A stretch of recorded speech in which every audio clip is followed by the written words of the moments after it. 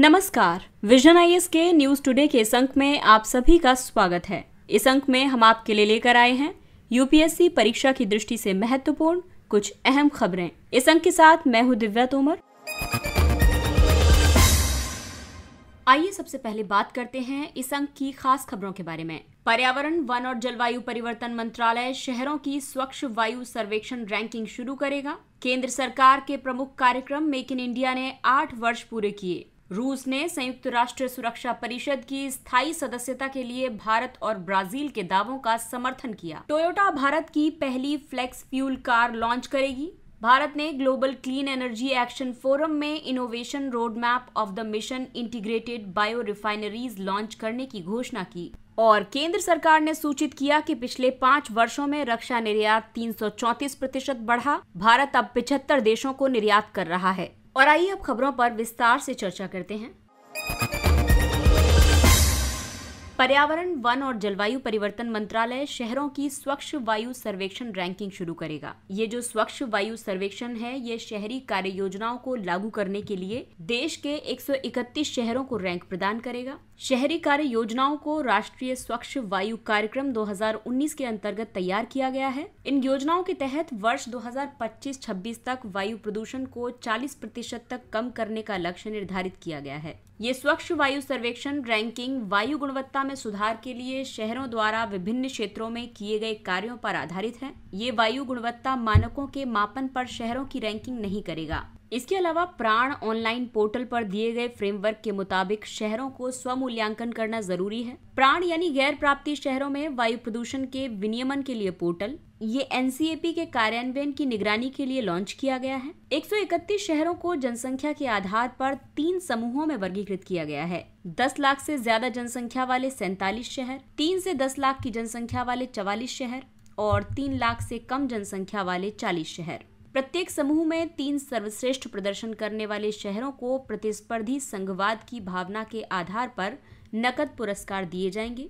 NCAP की शुरुआत MOEFCC ने की थी। इसके तहत वायु प्रदूषक कणों की सांद्रता को 20 से 30% तक कम करने का लक्ष्य निर्धारित किया गया है। इसके लिए वर्ष 2017 के प्रदूषण स्तरों को आधार के रूप में उपयोग किया जाएगा। ये भारत के सबसे प्रदूषित या गैर प्राप्त यानी नॉन अटेनमेंट 132 शहरों को कवर करता है। ये वे शहर हैं जिनकी वायु गुणवत्ता वर्ष 2011 से वर्ष 2015 के राष्ट्रीय परिवेशी वायु गुणवत्ता मानकों यानी NAAQS को पूरा नहीं करती। NAAQS यानी national ambient air quality standards. अगली खबर मेक इन इंडिया से जुड़ी हुई है। केंद्र सरकार के इस महत्वपूर्ण कार्यक्रम ने 8 वर्ष पूरे कर लिए हैं। मेक इन इंडिया पहल की शुरुआत वर्ष 2014 में निवेश को सुगम बनाने, नवाचार को बढ़ावा देने, बेहतर कौशल विकास करने और सर्वश्रेष्ठ विनिर्माण अवसंरचना का निर्माण करने के लिए की गई थी। मेक इन इंडिया ने 27 सेक्टरों में पर्याप्त उपलब्धियां हासिल की हैं। इनमें विनिर्माण और सेवाओं जैसे रणनीतिक सेक्टर भी शामिल हैं। आपको बता दें कि मेक इन इंडिया ने काफी प्रगति की है और कई उपलब्धियां हासिल की हैं। वित्त वर्ष 2021-22 में भारत में प्रत्यक्ष विदेशी निवेश अब तक का सबसे ज्यादा यानी 83.6 बिलियन डॉलर दर्ज किया गया था। ये वित्त वर्ष 2014-15 के 45.15 बिलियन डॉलर के एफडीआई की तुलना में 2 गुना है। वित्त वर्ष 2021-22 में खिलौनों का आयात 70% तक कम हो गया था। 14 प्रमुख विनिर्माण क्षेत्रों में उत्पादन से संबद्ध प्रोत्साहन योजना शुरू की गई थी, यानी PLI योजना शुरू की गई है। PLI योजना का उद्देश्य घरेलू विनिर्माण को मजबूत करना और निर्यात क्षमता को बढ़ावा देना है। भारत में सेमीकंडक्टर, डिस्प्ले, डिजाइन इकोसिस्टम आदि बनाने के लिए प्रोत्साहन योजनाएं शुरू की गई हैं। ईज ऑफ डूइंग बिजनेस में सुधार के लिए राष्ट्रीय एकल खिड़की प्रणाली स्थापित की गई है। विश्व बैंक के मुताबिक ईज ऑफ डूइंग बिजनेस में भारत की रैंकिंग वर्ष 2014 की 142 से सुधरकर वर्ष 2022 में 63 हो गई है। विभिन्न आर्थिक क्षेत्रों को मल्टी मॉडल कनेक्टिविटी अवसंरचना प्रदान करने के लिए प्रधानमंत्री गति शक्ति कार्यक्रम शुरू किया गया है। इसके तहत एक जिला एक उत्पाद पहल शुरू की गई है। इस पहल के अंतर्गत किसी उत्पाद की पहचान, प्रचार और ब्रांडिंग करके जिलों की मदद की जाती है। सार्वजनिक खरीद मेक इन इंडिया को वरीयता आदेश 2017 जारी किया गया है। इसका उद्देश्य आय और रोजगार बढ़ाने के लिए स्थानीय उद्योगों में वस्तुओं और सेवाओं के निर्माण और उत्पादन को बढ़ावा देना है। मेक इन इंडिया पहल 4 स्तंभों पर आधारित है। ये स्तंभ हैं नई प्रक्रियाएं, नई अवसंरचना, नए क्षेत्रक और नई मानसिकता। अब इसके तहत नई प्रक्रियाओं में मेक इन इंडिया उद्यमशीलता को बढ़ावा देने के लिए ईज ऑफ डूइंग बिजनेस को सबसे महत्वपूर्ण कारक के रूप में मान्यता देता है। वहीं नई अवसंरचनाओं के तहत सरकार का उद्देश्य औद्योगिक गलियारों और स्मार्ट शहरों को विकसित करना और अत्याधुनिक प्रौद्योगिकी और उच्च गति संचार के साथ विश्व स्तर की अवसंरचना का निर्माण करना है। वहीं नए क्षेत्रकों के अंतर्गत मेक इन इंडिया ने विनिर्माण और सेवा गतिविधियों में 27 क्षेत्रकों की पहचान की है। साथ ही इंटरैक्टिव वेब पोर्टल के माध्यम से विस्तृत जानकारी साझा की जा रही है और नई मानसिकता के तहत देश के आर्थिक विकास में उद्योग के साथ भागीदारी करने के लिए सरकार विनियामक की नहीं बल्कि सुविधा प्रदाता की भूमिका निभाएगी। अगली खबर संयुक्त राष्ट्र सुरक्षा परिषद से संबंधित है। रूस ने संयुक्त राष्ट्र सुरक्षा परिषद यानी यूएनएससी की स्थायी सदस्यता के लिए भारत और ब्राजील के दावों का समर्थन किया है। संयुक्त राष्ट्र महासभा के 77वें सत्र के दौरान रूसी विदेश मंत्री ने यूएनएससी में स्थायी सदस्यता के लिए भारत के दावों के प्रति अपना समर्थन व्यक्त किया। यूएनएससी में भारत की स्थायी सदस्यता के लिए मजबूत पक्ष ये है कि भारत पंचशील के सिद्धांतों का सख्ती से अनुपालन करता रहा है। ये सिद्धांत हैं संप्रभुता, गैर आक्रामकता, गैर हस्तक्षेप, समानता और शांतिपूर्ण सह अस्तित्व के प्रति पारस्परिक सम्मान। भारत G20 का हिस्सा है और उसे अक्सर G7 में भाग लेने के लिए भी आमंत्रित किया जाता रहा है। भारत अब विश्व की 5वीं सबसे बड़ी अर्थव्यवस्था बन गया है। इसके अलावा भारत संयुक्त राष्ट्र शांति स्थापना मिशनों में सर्वाधिक सैनिकों के रूप में योगदान करने वाले देशों में से एक है। साथ ही भारत एक प्रमुख वैश्विक शक्ति के रूप में अंतर्राष्ट्रीय संस्थानों में समावेशिता, प्रतिनिधित्व और उनके लोकतंत्रीकरण जैसे सुधारों का आह्वान करता रहा है। तो ये सभी बातें हैं जिसकी वजह से भारत का पक्ष मजबूत हो जाता है और इसके अलावा यूएनएससी में भारत की स्थायी सदस्यता विकासशील और अविकसित विश्व का प्रतिनिधित्व सुनिश्चित करेगी। आपको बता दें कि यूएनएससी संयुक्त राष्ट्र के 6 मुख्य अंगों में से एक है। इसकी स्थापना अंतर्राष्ट्रीय शांति और सुरक्षा बनाए रखने की प्राथमिक जिम्मेदारी के साथ की गई है। वर्तमान में इसमें 5 स्थायी सदस्य हैं, जिसमें संयुक्त राज्य अमेरिका, यूनाइटेड किंगडम, रूस, फ्रांस और चीन शामिल हैं। इसके अलावा भारत सहित 15 अस्थायी सदस्य हैं। अस्थायी सदस्य 2 वर्षों के कार्यकाल के लिए चुने जाते हैं। आपको बता दें कि यूएनएससी में सुधार का समर्थन करने वाले कई समूह रहे हैं, जैसे G4 राष्ट्र। ये समूह मुख्य रूप से संयुक्त राष्ट्र सुरक्षा परिषद में सुधार और G4 सदस्यों के लिए इस संस्था की स्थायी सदस्यता की मांग करता रहा है। इसके अलावा L69 समूह, इसमें मुख्य रूप से अफ्रीका, लैटिन अमेरिका और कैरिबियन तथा एशिया और प्रशांत के विकासशील देश शामिल हैं। ये समूह सुरक्षा परिषद में व्यापक सुधार करने की साझी इच्छा से एकजुट हुए हैं। और अगली खबर है, टोयोटा भारत की पहली फ्लेक्स फ्यूल कार लॉन्च करेगी। टोयोटा भारत की पहली फ्लेक्स फ्यूल कार लॉन्च करने जा रही है। इसका लक्ष्य परिवहन के लिए आयातित जीवाश्म ईंधन पर देश की निर्भरता को कम करना है। फ्लेक्स फ्यूल फ्लेक्सिबल फ्यूल वाहन में एक आंतरिक दहन इंजन होता है। गैसोलीन के साथ साथ गैसोलीन और इथेनॉल के मिश्रण पर इस इंजन की परिचालन क्षमता 83% तक है। फ्लेक्स फ्यूल इंजन 100% पेट्रोल या इथेनॉल पर चलने में सक्षम है। ये इंजन ब्राजील, अमेरिका और कनाडा जैसे देशों में पहले से ही प्रचलन में है।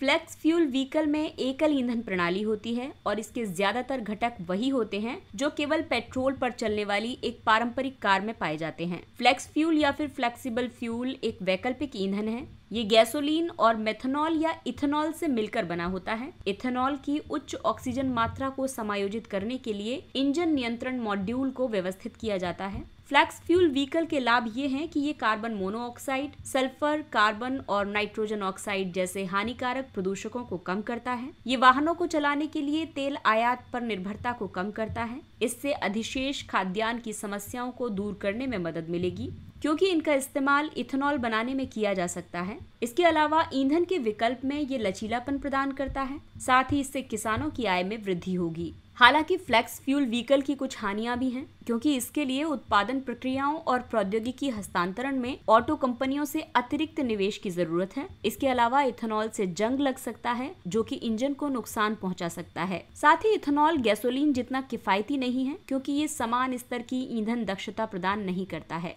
और फ्लेक्स फ्यूल की मांग बढ़ने से गन्ने जैसी जल गहन फसलों को उगाने की प्रवृत्ति बढ़ेगी। इसका नुकसान अल्टीमेटली पर्यावरण और किसानों को उठाना पड़ेगा। ईंधन के अनुसार अन्य प्रकार के वाहनों में शामिल है मोनोफ्यूल वाहन, यानी कि केवल प्राकृतिक गैस पर चलने वाले, और द्वि ईंधन वाहन, यानी कि 2 स्वतंत्र ईंधन वाले वाहन।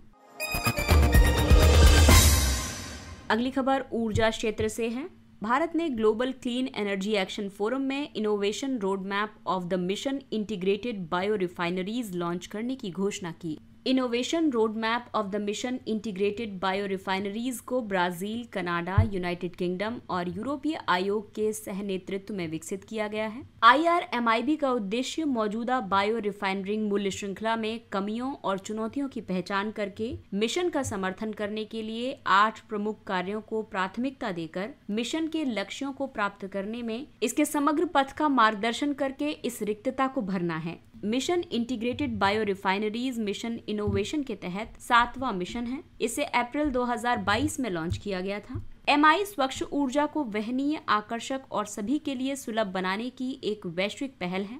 इस लक्ष्य की प्राप्ति के लिए अनुसंधान, विकास और प्रदर्शन में कार्रवाई और निवेश को प्रोत्साहित करने की दशकीय योजना बनाई गई है। MI में 22 देश और यूरोपीय संघ शामिल हैं। भारत इसका संस्थापक सदस्य है। मिशन इंटीग्रेटेड बायो रिफाइनरीज का लक्ष्य अगले 5 वर्षों के दौरान ऊर्जा क्षेत्र में RD&D के लिए अधिक से अधिक अंतर्राष्ट्रीय सहयोग और वित्त पोषण को बढ़ावा देना है। इसका उद्देश्य एकीकृत बायो रिफाइनरियों के व्यवसायीकरण में तेजी लाने के लिए नवीन समाधानों का विकास और प्रदर्शन करना है। इसका लक्ष्य वर्ष 2030 तक 10% जीवाश्म आधारित ईंधन, रसायन और सामग्री के बदले जैव विकल्पों के उपयोग को बढ़ाना है। ये पहल 8 सहयोगी कार्रवाइयों को प्राथमिकता देती है। ये कार्रवाइयां 3 स्तंभों पर आधारित हैं: अनुसंधान, विकास और प्रदर्शन का समर्थन करना, पायलट योजनाओं और प्रदर्शनों में तेजी लाना तथा नीति निर्माण और बाजार की स्थितियों में सुधार करना। मिशन इंटीग्रेटेड बायो रिफाइनरीज के कई लाभ होंगे। ये वर्तमान बायो रिफाइनरिंग मूल्य श्रृंखला में कमियों और चुनौतियों की पहचान करके रिक्तता को भरती है। साथ ही उभरते RD&D पोर्टफोलियो को स्थापित करने के लिए नीति निर्माताओं को एक रणनीति ढांचा प्रदान करता है। महत्वपूर्ण बायो रिफाइनरी प्रौद्योगिकियों की पूरी श्रृंखला में विशेष वित्त पोषण प्रस्ताव प्रस्तुत करता है और सार्वजनिक तथा निजी निवेश के कारगर चक्र में मदद करता है। अगली खबर रक्षा क्षेत्र से संबंधित है। केंद्र सरकार ने सूचित किया है कि पिछले 5 वर्षों में रक्षा निर्यात 334% बढ़ा है और भारत अब 75 देशों को निर्यात कर रहा है। भारत के प्रमुख रक्षा निर्यात गंतव्यों में शामिल है संयुक्त राज्य अमेरिका, फिलीपींस और दक्षिण पूर्व एशिया, मध्य पूर्व तथा अफ्रीका के अन्य देश। वर्ष 2021-22 के लिए भारत का रक्षा निर्यात 13,000 करोड़ रुपए अनुमानित था। ये अब तक का सबसे ज्यादा निर्यात मूल्य है। वर्ष 2021-22 में रक्षा निर्यातों में 70% हिस्सेदारी निजी क्षेत्र की थी, जबकि शेष हिस्सेदारी सार्वजनिक क्षेत्र के उपक्रमों की थी। पहले भारत के रक्षा निर्यात में निजी क्षेत्र का हिस्सा 90% तक होता था। भारत का लक्ष्य वर्ष 2025 तक 25 अरब अमेरिकी डॉलर का रक्षा कारोबार हासिल करना है। इसमें एरोस्पेस और रक्षा सामग्रियों तथा सेवाओं में 5 अरब अमेरिकी डॉलर का निर्यात लक्ष्य भी शामिल है। इन लक्ष्यों की प्राप्ति की दिशा में कई पहलें की गई हैं। भारत में रक्षा विनिर्माण को प्रोत्साहित करने से संबंधित पहलों की बात करें तो अगस्त 2020 में FDI की ऊपरी सीमा को 49% से बढ़ाकर 74% कर दिया गया था। उत्तर प्रदेश और तमिलनाडु में 2 रक्षा औद्योगिक गलियारों की स्थापना की जा रही है। रक्षा क्षेत्र में मेक इन इंडिया और आत्मनिर्भरता को बढ़ावा देने के लिए रक्षा अधिग्रहण प्रक्रिया 2020 घोषित की गई है। वहीं बौद्धिक संपदा संस्कृति को बढ़ावा देने और रक्षा उत्पादन क्षेत्रों में बौद्धिक संपदा के सृजन को प्रोत्साहित करने के लिए मिशन रक्षा ज्ञान शक्ति शुरू किया गया है। रक्षा उत्कृष्टता के लिए नवाचार यानी IDEX पहल आरंभ की गई है। रक्षा निर्यात में वृद्धि से रक्षा अनुसंधान और विकास तथा रक्षा उत्पादन में निवेश को बनाए रखने के लिए आवश्यक आर्थिक आधार प्राप्त होता है। ये रोजगार के अवसर पैदा करता है और भारत के राजनयिक संबंधों को मजबूत करता है। भारत के रक्षा क्षेत्र द्वारा हाल ही में हासिल की गई महत्वपूर्ण उपलब्धियों की बात करें तो कोच्चि में भारत के प्रथम स्वदेशी विमान वाहक पोत INS विक्रांत को लॉन्च किया गया है। स्वदेशी उन्नत हल्के हेलीकॉप्टर MK3 के स्क्वाड्रन को भारतीय तटरक्षक बल में शामिल किया गया है। नई पीढ़ी की परमाणु सक्षम बैलिस्टिक मिसाइल अग्नि-P का परीक्षण किया गया है। फिलीपींस ने ब्रह्मोस सुपरसोनिक क्रूज मिसाइल के तट आधारित पोत रोधी संस्करण की आपूर्ति के लिए $374.96 मिलियन के सौदे पर हस्ताक्षर किए हैं। और आइए अब बात करते हैं कुछ अन्य महत्वपूर्ण सुर्खियों की। राष्ट्रीय सेवा योजना NSS।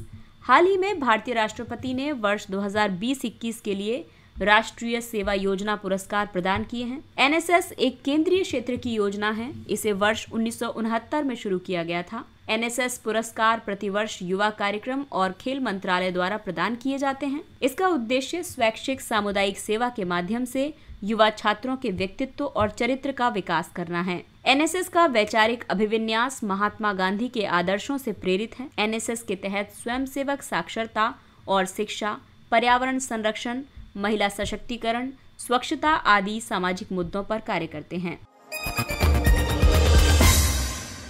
ऑपरेशन मेघ चक्र। केंद्रीय अन्वेषण ब्यूरो ने बाल लैंगिक शोषण सामग्री के ऑनलाइन प्रसार और साझाकरण के विरुद्ध मेघ चक्र नामक एक प्रमुख ऑपरेशन शुरू किया है। CBI ने इस तरह का एक ऑपरेशन नवंबर 2021 में भी संचालित किया था। इसका नाम ऑपरेशन कार्बन था। CBI के पास एक अंतर्राष्ट्रीय बाल लैंगिक शोषण यानी ICSC इमेज और वीडियो डेटाबेस है। ये डेटाबेस सदस्य देशों के जांचकर्ताओं को बाल लैंगिक शोषण के मामलों पर डेटा साझा करने की अनुमति प्रदान करता है।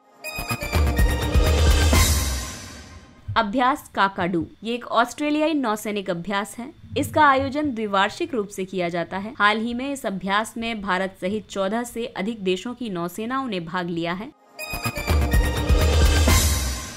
अगला टॉपिक है राष्ट्रीय चंबल वन्यजीव अभयारण्य। सरकार राष्ट्रीय चंबल वन्यजीव अभयारण्य में 207 हेक्टेयर भूमि को गैर अधिसूचित करने की योजना बना रही है। इस कदम से अवैध रेत खनन को रोकने में मदद मिलेगी। राष्ट्रीय चंबल वन्यजीव अभयारण्य को वर्ष 1979 में राष्ट्रीय अभयारण्य घोषित किया गया था। इसका कुल क्षेत्रफल तीनों राज्यों मध्य प्रदेश, राजस्थान और उत्तर प्रदेश में फैला हुआ है। ये चंबल नदी पर स्थित है। चंबल यमुना की सहायक नदी है। ये मगरमच्छ की गेवियलिस गैंगेटिकस यानी घड़ियाल प्रजाति के पुनर्वास से संबंधित कार्यक्रम का मुख्य क्षेत्र है। ये एक महत्वपूर्ण पक्षी क्षेत्र के रूप में भी सूचीबद्ध है।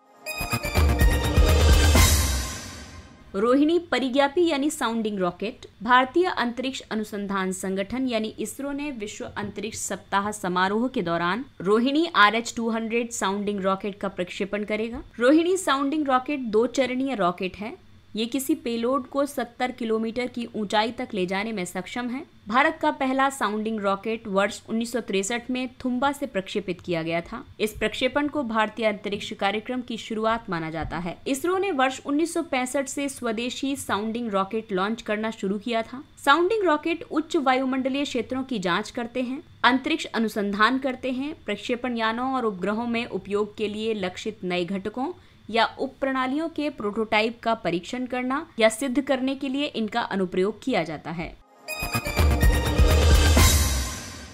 डार्ट यानी double asteroid redirection test mission. NASA का डार्ट अंतरिक्ष यान क्षुद्रग्रह डिमोर्फोस से टकराने के लिए तैयार है। डिमोर्फोस डिडिमोस नामक एक बड़े क्षुद्रग्रह की परिक्रमा करता है। इस यान को वर्ष 2021 में लॉन्च किया गया। ये एक कम लागत वाला अंतरिक्ष यान है। इसका वजन लगभग 610 किलोग्राम है। ये एक आत्मघाती मिशन है। इसमें अंतरिक्ष यान पूरी तरह से नष्ट हो जाएगा।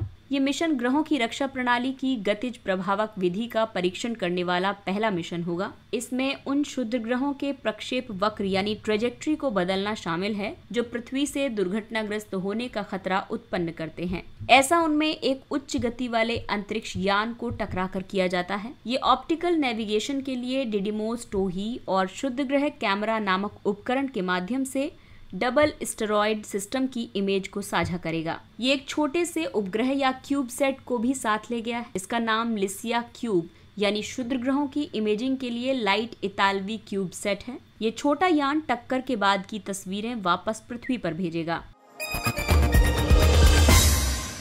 अगली खबर है डिजिटल ट्रस्ट। इसाका ने state of digital trust report 2022 जारी की है। इस रिपोर्ट में डिजिटल ट्रस्ट के प्रमुख घटकों के रूप में सुरक्षा, निजता, डेटा इंटीग्रिटी और जोखिम प्रबंधन पर प्रकाश डाला है। डिजिटल ट्रस्ट को एक सुरक्षित डिजिटल दुनिया बनाने के लिए लोगों, प्रौद्योगिकियों और प्रक्रियाओं की क्षमताओं में उपयोगकर्ताओं के विश्वास के रूप में परिभाषित किया गया है। डिजिटल ट्रस्ट से सकारात्मक प्रतिष्ठा, मजबूत ग्राहक निष्ठा और निर्णय लेने के लिए अधिक विश्वसनीय डेटा, साइबर सुरक्षा और निजता के उल्लंघन संबंधी कम घटनाएं होंगी।